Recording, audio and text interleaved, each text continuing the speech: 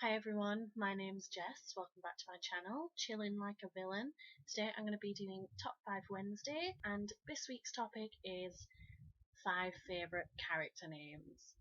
I was so excited when I found out about this topic because I love character names and I have a thing about names.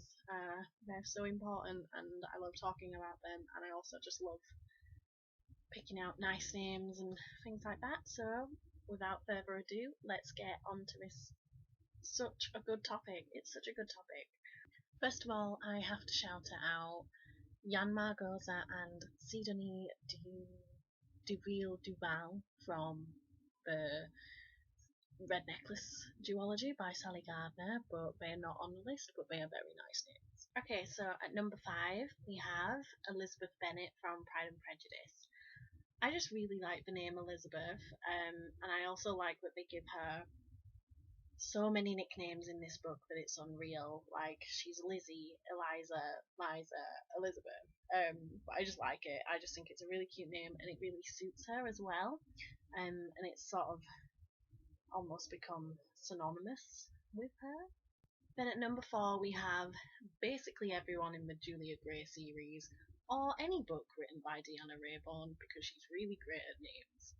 So Julia Gray is a very nice name, but what's also really good about these books is that Julia Gray has about 9 brothers and sisters, and they are all named after, or at least have one name somewhere in their name, after Shakespearean characters. So I think one of Julia's middle names, one of them, because I can't remember them all, but one of them is Desdemona, and then she has a brother called Lysander Plum, who is actually named Eglamour, but that is a type of plum, so we call him Plum.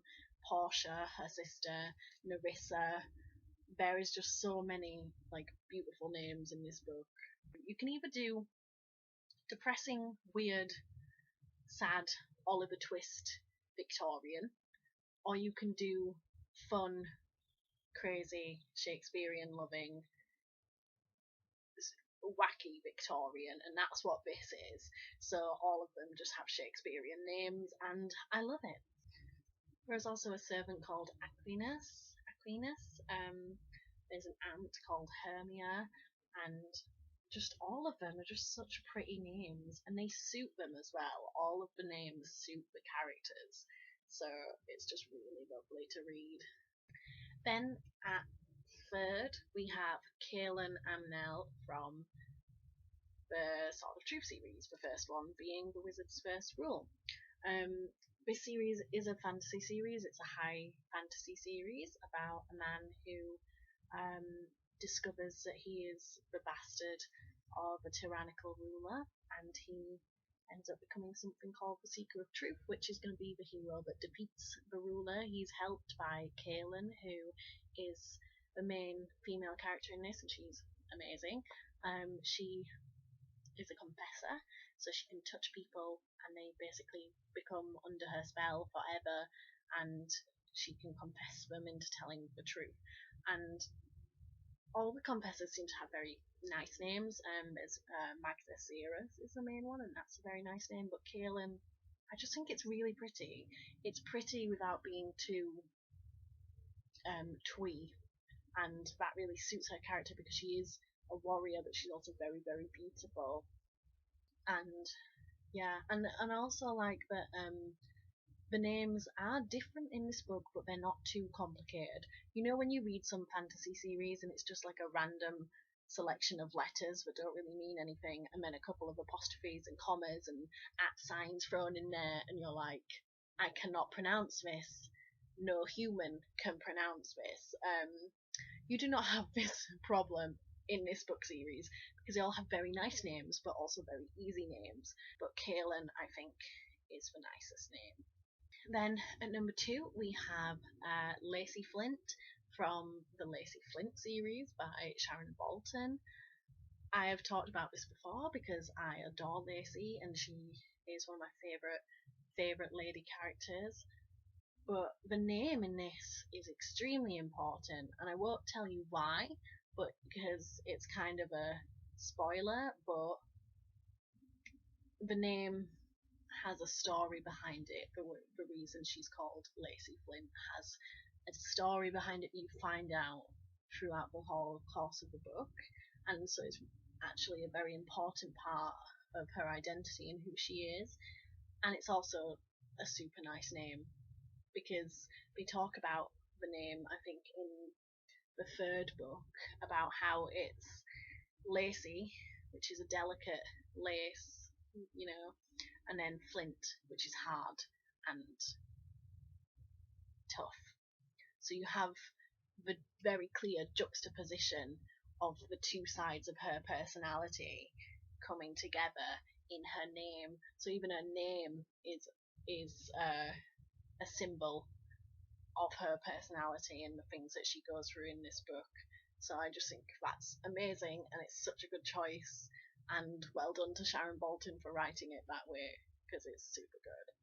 And then at number 1, which is the first name that I thought of when I saw this challenge, because I have absolutely loved this name since I read it.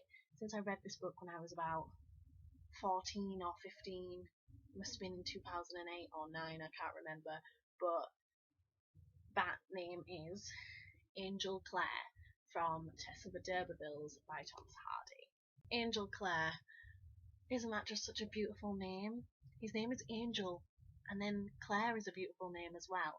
And the reason I like this name also is that it sounds extremely effeminate, but then you very easily associate it with him, and he is not an effeminate character. He's just, I mean, he does really bad shit, but he's like a good guy. If there was going to be any good guy in this, it would be him. But it's kind of a novel that's not necessarily about what the characters are good or bad, because it's their choices are kind of a reflection of things that beliefs that were held in society at the time. So you can't really say, oh, he's terrible or oh, he's good. But then we're getting too far into this. But yeah, Angel Clare has been one of my favourite names forever, and because of this book I also associate the name Angel with men, also because of Angel the TV series, but I know that it can be for men or women. And I just think it's really such a beautiful name, because it's such a like a compliment.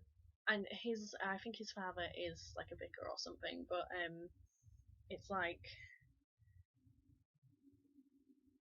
naming your child after something like extremely important and extremely good and pure, and that's what they named him. And so I think that it's just a really beautiful name, and I also think that the name works better as a whole. So his name is obviously Angel, but it sounds better if you say Angel Clare.